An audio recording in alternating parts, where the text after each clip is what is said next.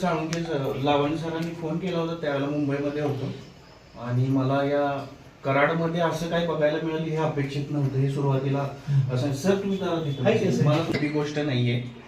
सुरुवातीला व्यासपीठावरील सर्व मान्यवर या ग्रंथालयाचे सर्व सदस्य, मी प्रत्येकाचं नाव नाही घेत, सर्वांनी समजून घ्या, विद्यार्थ्यांशी जास्त चर्चा करता यावी म्हणून मी सर्व व्यासपीठावरील मान्यवर, तुम्ही सर्व मान्यवर, या ठिकाणी मागे बसलेले सर्व मान्यवर, या सर्वांची आज्ञा घेतो आणि मी माझ्या बोलण्याला सुरुवात करतो. या ठिकाणी आज सुरुवातीला बसलो त्यावेळेला मी या माझ्या डोळ्यासमोर पहिल्यांदा फोटो दिसला तो संत तुकोबांचा. तुकोबाराया म्हणतात काय वाचलंय कोणी? वाचलं असेल तर वाचलं म्हणा, नाही तर नाही, कारण अजून तुमच्याकडे खूप वेळ आहे वाचनासाठी. तुकोबाराया म्हणतात, आम्हा घरी धन शब्दांची चरतने, आम्हा घरी धन शब्दांची चरतने, शब्दांचीच शस्त्रे यज्ञ करू. शब्दचे आमच्या जीवांचे जीवन, शब्दाचे आमच्या जीवांचे जीवन, शब्द वाटू धनजन लोक. तुका म्हणे पहा शब्दचे हा देव, शब्दचे गौरव पूजा करू. पूर्ण आता तो अभंग वाचा तुम्ही. याच्यातून शब्दाची ताकद तुकोबारायांनी आपल्याला दिलेली. आपल्या महाराष्ट्रामध्ये जर पाहायचं झालं ना, एक संतांची भूमी म्हणून आपल्या महाराष्ट्रात पाहत असताना ना, या संतांनी आपल्या महाराष्ट्राची जडणघडण कशी केली आहे याचा जर अभ्यास खोलवर तुम्ही करत गेला तर तुम्हाला वाचनाची आवड निर्माण करण्यासाठी साळुंखे सरांना कार्यक्रम घेण्याची आवश्यकता पडणार नाही. तुम्ही स्वतःहून अशा व्यक्तींकडे घ्याल ज्यांच्याकडे तुम्ही नवनवीन साहित्य मागू शकाल. खरं तर तुम्ही इथं आत्ता आलात, आतमध्ये आमची चर्चा चालू होती की संख्या किती होईल काही सांगता येणार नाही, पण मी सरांना तेच सांगितलं की गर्दी कमी असली तरी चालेल पण ती दर्दी असावी. ह्याचा अर्थ काय, मी मगाशीच सांगितलं, सरांनी उल्लेख केला तसा, की माध्यमांमध्ये काम करत असताना आम्ही पत्रकार म्हणून अनेक ठिकाणी जातो, अनेक घटना बघतो, अनेक लोकांशी भेटता येते. आता यामध्ये जेवढे फोटो आहेत त्यामध्ये काही लोकांना मला भेटण्याची संधी मिळाली. यामध्ये उत्तम कांबळे सर आहेत, नादो महानवर आहेत, त्याचबरोबर इकडे श्याम मानव आहेत, दाभोळकर सर आहेत, पानसरे सर आहेत. या लोकांना मी भेटलोय, त्यांना जवळून अनुभवलंय, त्यांचे विचार ऐकलेत, त्यांनी करत असलेलं कार्य पाहिलंय, त्यांची समाजाकडून काय अपेक्षा आहे किंवा मी समाजाला काय देणं लागतो हे त्यांच्या समोर बसून मला ऐकता आलंय. खरं तर इथं या हॉलमध्ये जे जे फोटो लावलेत, आता आनंद यादव झोंबीमुळे प्रकाशोत्तर झालेले आनंद यादव, म्हणजे इथं एवढं साहित्य ज्यांनी ज्यांनी लिहिलंय त्यांची इथं फोटो आहेत. आतल्या त्या भिंतीवरती राजमाता जिजाऊ अहिल्याबाई आहेत. हा बरोबर आहे, तुम्ही रोज येताय पण मी आज ते ऑब्झर्व केलं. मला सांगा राजमाता जिजाऊ कोणी वाचल्यात?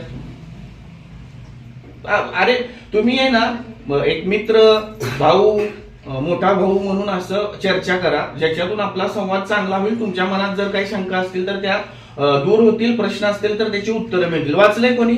राजमाता जिजाऊ वाचल्यात का? तुम्ही टीव्ही वरून पाहिलंय, चित्रपटातून पाहिलंय, बरोबर आहे, पण वाचलेत का? जे तुम्ही पाहताय टीव्हीवरती त्याच्यापेक्षा कितीतरी मोठ्या गोष्टी आपल्याला वाचनातून कळणार आहेत. अहिल्यादेवी होळकर वाचल्यात का कोणी? काल सावित्रीमाईंचा कार्यक्रम झाला, सावित्रीमाईंबद्दल कधी वाचलंय का? मुलींनीच फक्त वाचायला हवा असं नाही, आपल्या मित्रांना पण विचारतो, वाचलंय कधी? नाही. तर अहिल्याबाई होळकर ज्या वेळेला तुम्ही इंदोरला जाता त्यावेळेला त्या महिलेमध्ये किती मोठी ताकद आहे हे तुम्हाला कळून येतं. जर तुम्ही त्या ठिकाणी जाऊन त्यांनी केलेलं कार्य पाहाल तर तुम्हाला कळेल की अहिल्याबाई होळकरांनी काय कार्य केलं. मग आता हे कार्य तुम्हाला लगोलग इंदोरला जाता येणार आहे का?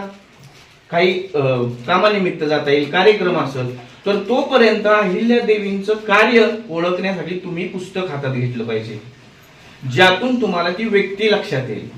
ती व्यक्ती लक्षात येण्यासाठी तुम्हाला त्या ठिकाणी जावं लागेल, त्यांचं कार्य पाहावं लागेल. हा एक भाग झाला. परंतु जर तुमच्याकडं आता वेळ नसेल तर ती व्यक्ती समजून घेण्यासाठी तुम्ही त्यांचं लेखन, त्यांच्यावरती लिहिले गेलेले ग्रंथ वाचले गेले पाहिजेत, तर तुम्हाला त्या व्यक्तीबद्दल माहिती मिळेल. आता मला सांगा, आपल्या कराडमध्ये मामा म्हणून एक व्यक्ती प्रसिद्ध आहेत, माहित आहेत तुम्हाला?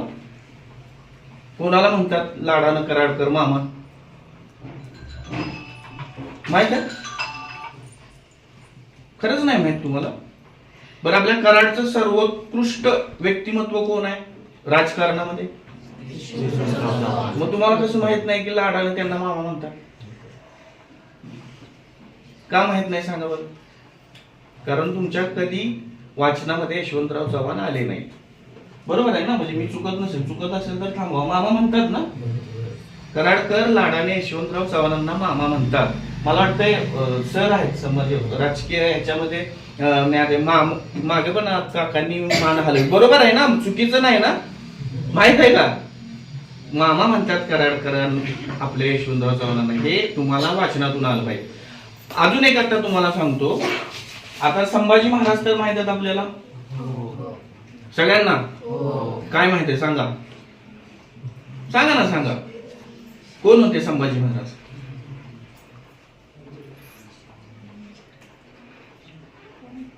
सर सांगा ना, तुम्ही जे बघितलंय, शाळेत जे वाचलंय. बोला रे, बोला, बिंदास बोला, त्याशिवाय धाडस वाढत नाही. संभाजी महाराज कोण होते हे तरी सांगा. ते तरी सांगा. थोडस दडपण असते पण सांगा रे. इथं काय आपला क्लास नाही सुरू आहे. तुम्हाला त्याची गंमत सांगतो. आपल्याला संभाजी महाराज माहित आहेत योद्धे म्हणून, युवराज म्हणून, छत्रपती म्हणून. बरोबर आहे? संभाजी महाराज लेखक आहेत कुणाला माहित आहे? माहित आहे का? माहित आहे? सांग बाबा काय. बुद्धभूषण. अगदी खरंय, अगदी खरंय. बुद्धभूषणम, नायिका भेद, 7 शतक, संस्कृत मध्ये गणेश वंदना, हे लिहिलेले ग्रंथ, ही वंदना, गणेश वंदना ही संभाजी महाराजांनी संस्कृत मध्ये लिहिले. नायिका भेद, 7 शतक, बुद्धभूषणम हे ग्रंथ संभाजी महाराजांनी लिहिले. त्यांचं संस्कृत वरती एवढा प्रचंड अभ्यास होता. ज्या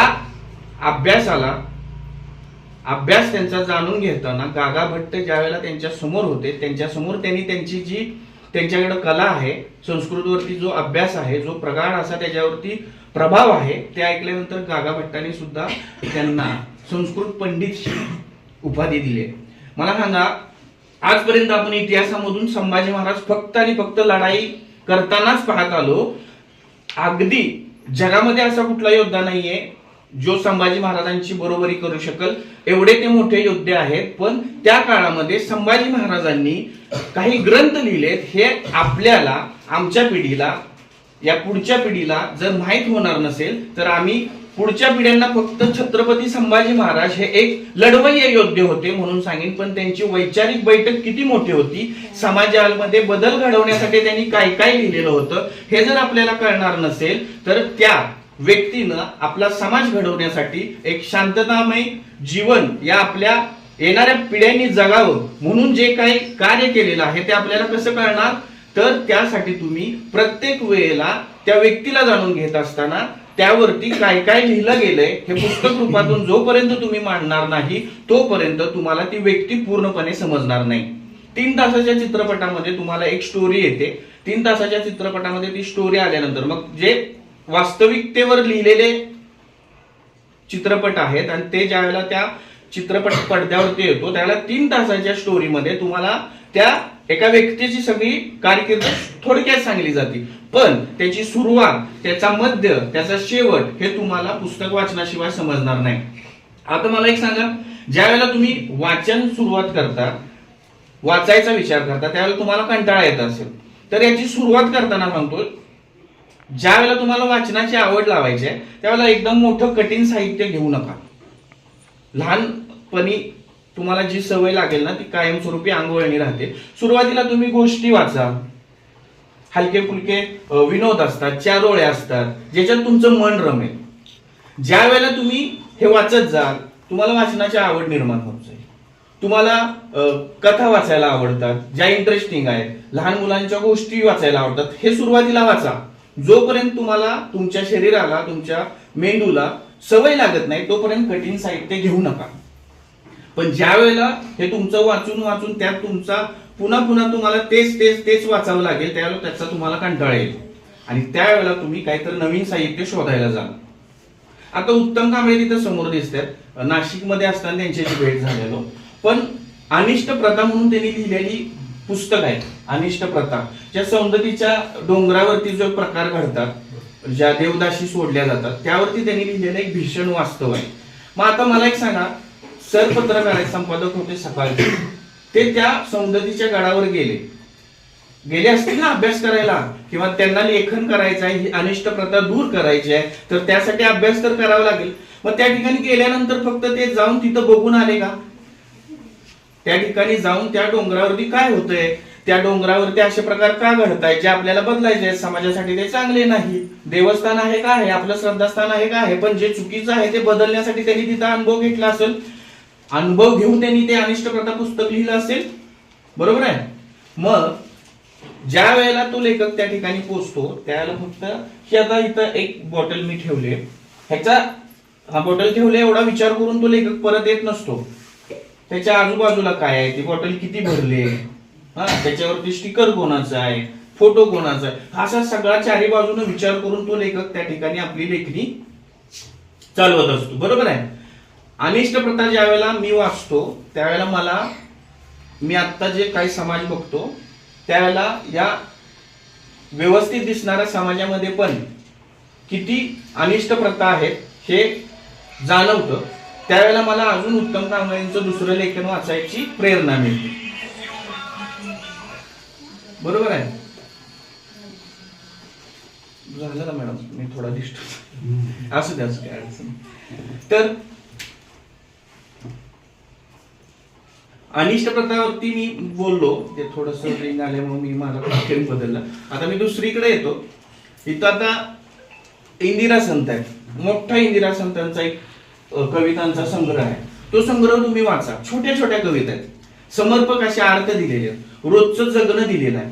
त्यामध्ये आता मगाशी तुम्ही सावित्रींच्या लेखींचा उल्लेख केला, तर त्यांनी जगणं हे महिलांचं कसं आहे त्यावरती अनेक कविता लिहिल्या. त्यांना काय अडचणी येतात, त्यांना कोणकोणत्या गोष्टींना सामोरे जावं लागतं, ज्या अशा आपल्याला दिसतात, सहज दिसतात, पण त्याच्या मागे खूप काही कष्ट असतात. ह्या त्यांनी कवितांमधून मांडलंय. शांता शेळके तुम्ही वाचा, शांता शेळकेंच्या कविता वाचा. तुम्ही नादो महानोर वाचा. नादो महानोर जो शेतकरी कुटुंबातला व्यक्ती आहे ना, तो नादो महानोरांचा फॅन होऊन जाणार, अशा त्यांच्या कविता आहेत. आता काळ कुठलं ते जांभूळ पिकल्या झाडाखाली काळ टिपान, काय ते गाणं, ते त्यांचीच कविता आहे ना, ते त्या पिक्चर मध्ये पण त्यांची गाणी आलेत. मग नादो महानोर तुम्ही वाचा ना, वाचायला खूप आहे. आता संत तुकोबांनी लिहिलेले जे अभंग आहेत, आम्हा घरी धन मागाशी ऐकवलं, भले परे देऊ ते पण वाचा. त्याच्यातून एक संदेश असा दिलाय की आम्ही नाटाळाच्या माती, बरोबर, हे सगळ्यांना माहित आहे. संतांनी जे आपल्याला दिलं, या मागच्या लेखकांनी जे आपल्याला दिलं, ते इतर देशातल्या लोकांना कळालं, पण आपल्या देशात, आपल्या राज्यात काय घडलं, काय लिहिलं गेलं हे आपल्याला माहित नाहीये.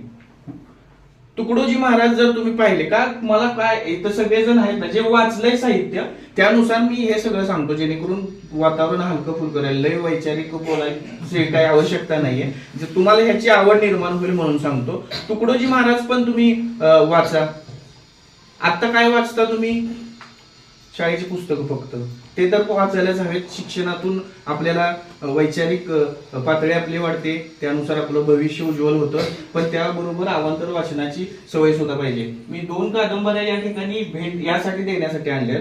ही मुख्य कादंबरी आहे. ह्याचा आता तुम्हाला थोडक्यात वाचणं, ही पहिली कादंबरी आहे. लिखाणाची सवय कशी लागते सांगू.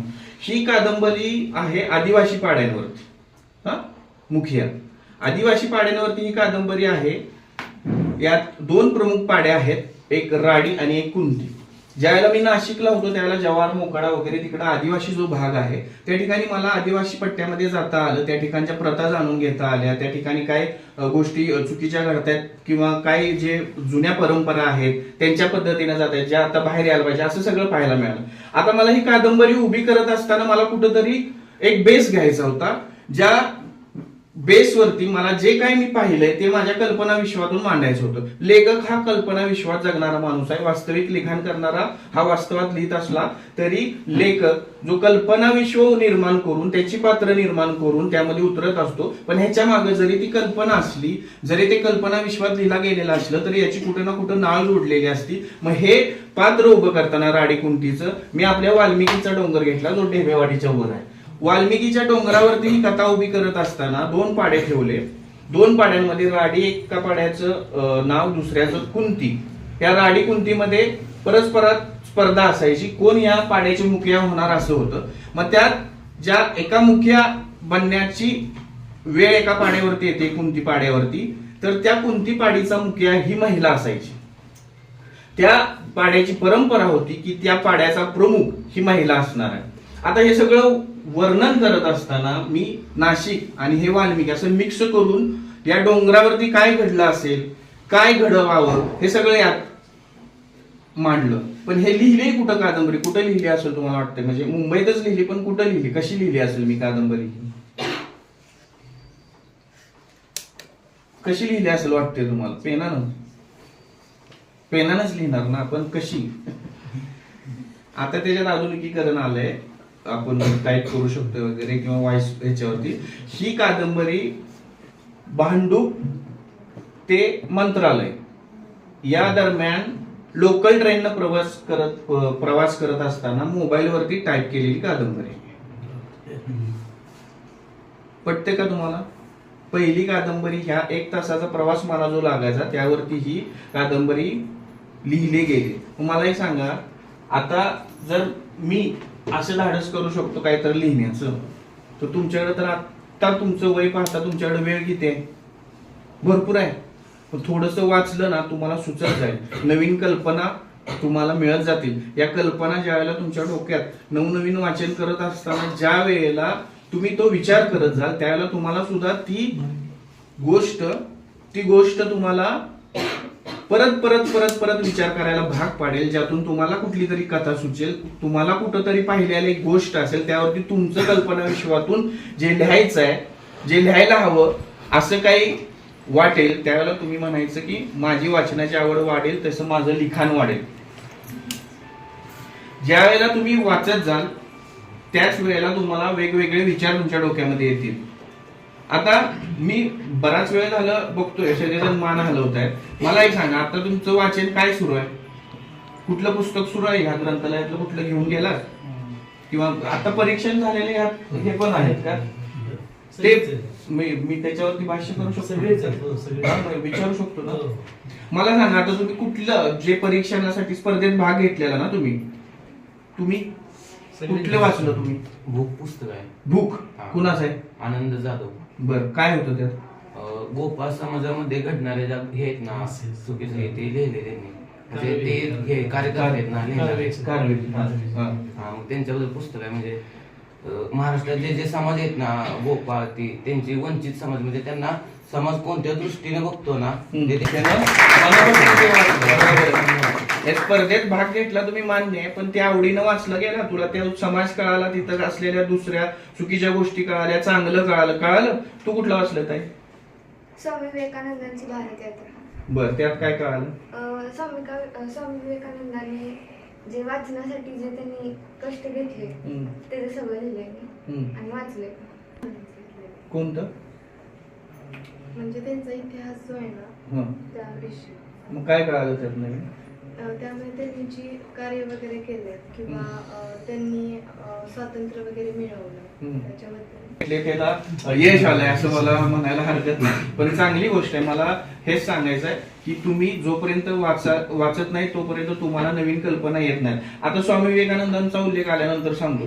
स्वामी विवेकानंदांबद्दल एक अशी गोष्ट आहे जी आपणा सर्वांना शाळेत शिकवली जाते, पण शाळेत शिकवत असताना स्वामी विवेकानंदांची उंची किती आहे ह्याचा विचार जर तुम्ही करायला गेला तर त्यांच्यासारखं व्यक्तिमत्व या जगभरामध्ये त्या काळामध्ये धर्म परिषद ज्या वेळेला भरलेली होती त्यावेळेला स्वामी विवेकानंदांनी अगदी काही मिनिटांमध्ये तिथं असलेल्या सर्व धर्म गुरूंच्या पुढं स्पीच देऊन सगळ्यांना आपलेसं केलेलं होतं त्यांच्या काही मोजक्या शब्दांनी. मग स्वामी विवेकानंदांचं तुम्ही ज्यावेळेला पुस्तक वाचता त्यावेळेला स्वामी विवेकानंदांनी आपली जी ख्याती आहे, या भारतीयांची जी ख्याती आहे ती इतर देशातल्या लोकांसमोर मांडली. बरोबर आहे? मग मला एक सांगा, स्वामी विवेकानंद आपण फक्त शाळेत एखाद्या धड्यापुरतं जाणून घेणं एवढंच आपलं काम आहे का? तर नाही. स्वामी विवेकानंदांच्या इतर जे ग्रंथ आहेत, त्यांनी दिलेले जे इतर साहित्य आहेत ते आपल्याला वाचलं गेलं पाहिजे, जेणेकरून येणाऱ्या पुढच्या पिढीला तुम्ही ते देऊ शकाल. आणि ज्ञान किंवा तुमच्याकडे असलेली कला ही दुसऱ्याला जोपर्यंत तुम्ही देत नाही तोपर्यंत तुमच्यामध्ये त्याच्यात वाढ होत नाही. म्हणजे जर मी वाचन करतोय, मी लेखन करतोय, जर मी तुम्हाला त्यासाठी प्रोत्साहन नाही देऊ शकलो तर मी सुद्धा कधीतरी लेखन करायचा थांबू शकेन, वाचन करायचा थांबू शकेन. तुम्ही एखादा ग्रंथ घ्या, मित्रमैत्रिणी जे असतात, तुमचे जे खास मित्रमैत्रिणी असतात त्याच्यावरती चर्चा करा. जशी आता ही सरांनी स्पर्धा घेतली त्यामागचा एक हेतू आहे. तुम्ही त्या स्पर्धेच्या निमित्तानं का होईना त्या पुस्तकाचं परीक्षण केलं. ते परीक्षण करत असताना स्पर्धेत तुमचा बक्षीस मिळेल न मिळेल हे बाजूला ठेवा, पण परीक्षण करत असताना तुम्ही त्याला धरून दुसरा संदर्भ कुठला तरी तुमच्या डोक्यामध्ये घोळतो आणि तुम्ही असा विचार करता आणि त्याच वेळेला तुमच्यात लेखक जागा होत असतो, म्हणजेच कल्पना विश्वामध्ये तुम्ही जात असता. आता तुम्ही ती कारव्याची गोष्ट सांगितली तुम्ही, बरोबर आहे, ते पुस्तक वाचायचं, त्यानंतर तुम्ही इतर समाजाचा विचार करणार की त्या समाजामध्ये काय असेल, तिथं कसं घडत असेल. असं आलं का तुझ्या मनामध्ये? आलं ना? आलं ना? नक्की. हा, ज्या वेळेला तुमच्या मनामध्ये असे विचार चक्र सुरू होतील त्यावेळेला तुमच्यातला लेखक जागा होणार आहे, तुमच्यात लिहिण्याची क्षमता वाढणार आहे. त्यासाठी तुम्हाला जास्तीत जास्त वाचन करणं गरजेचं आहे. आणि हे वाचन करत असताना तुम्ही रोज 2-2 तास 3-3 तास वाचलं पाहिजे असं नाही. तुम्ही जे काही वाचाल ते डोकं ठिकाणावरती ठेवून तुमच्या लक्षात कसं राहील तेवढाच कालावधी घ्या, पण परफेक्ट व्हा. डॉक्टर बाबासाहेब आंबेडकर एकदा पुस्तक वाचल्यानंतर पुन्हा ते पुस्तक वाचण्याची त्यांना आवश्यकता नव्हती. एवढी त्यांची बुद्धिमत्ता स्ट्रॉंग होती, सक्षम होती. ज्यांनी एकदा पुस्तक वाचलं की त्यांना परत ते रिपीट करण्याची गरज नव्हती, एवढी त्यांच्याकडे स्मरणशक्ती होती.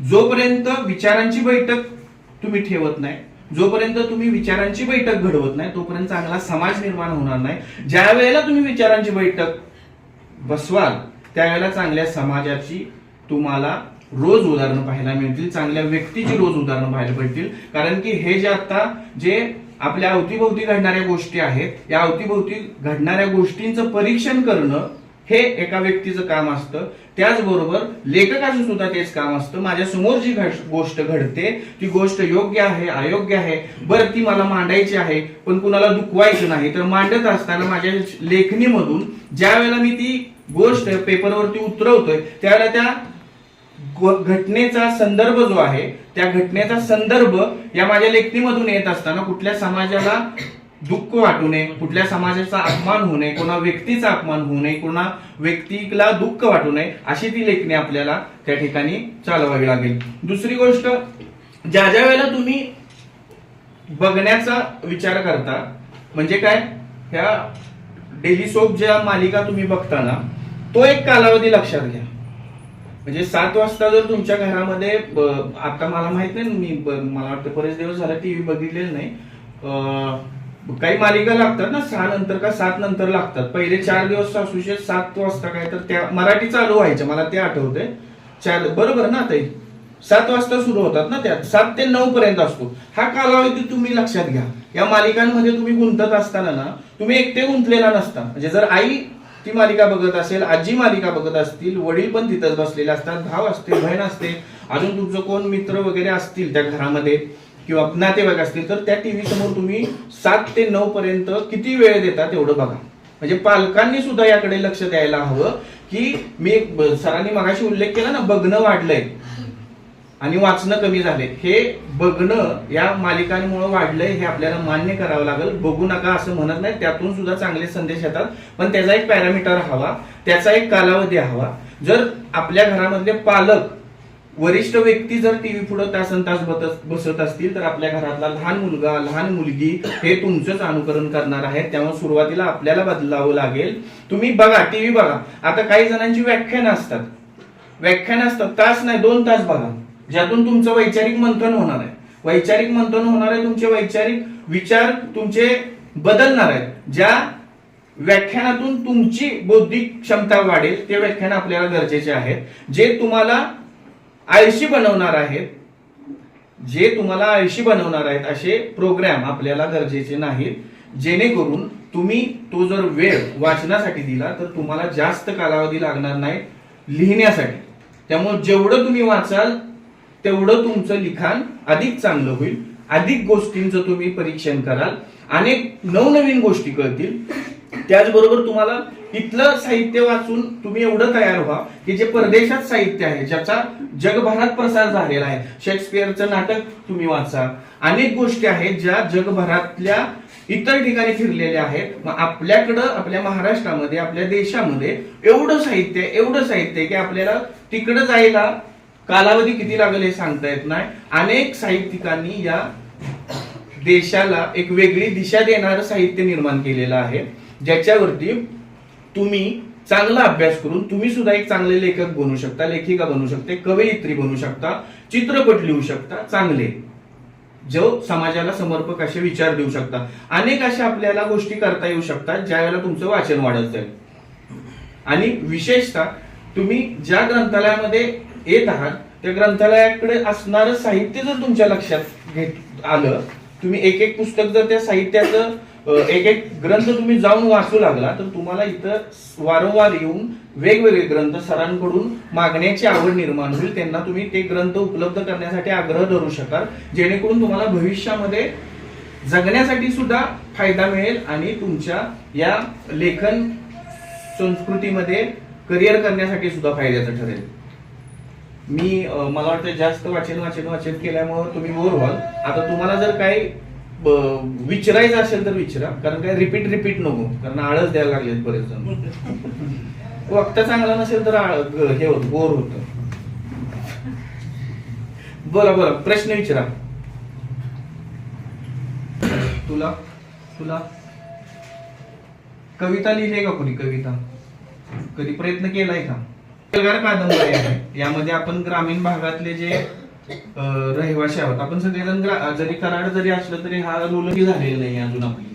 तर यामध्ये या सांगली, सातारा आणि हा इकडचा दुष्काळी भाग अशी ही कादंबरी मिक्स आहे, ज्यामध्ये तुमची दादागिरी, प्रेम या सगळ्यांची ही अशी कादंबरी मी लिहिले, ज्याला वेळुस्कर रमेश सर जे आहेत, म्हणजे माहिती सरांना माहित असतील, साहित्य अकादमी प्राप्त ज्येष्ठ कोकणी लेखक आहेत, त्यांनी प्रस्तावना दिलेली आहे.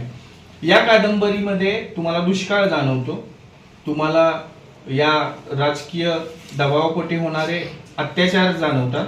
त्याचबरोबर एखादा व्यक्ती ज्या वेळेला तुम्हाला संघर्ष करायचा आहे हे त्या व्यक्तीला कळतं, तो माणूस संघर्ष करण्यासाठी तयार होतो. तो संघर्ष करत असताना त्याला किती अडचणी येतात आणि त्याला काही मोजकी लोक जी सकारात्मक विचार करणारे जे लोक आहेत ते त्याला जर त्याच्याबरोबर आले तर तो संघर्ष किती मोठा होऊ शकतो ते ह्या एल्गारमधून तुम्हाला वाचायला मिळेल.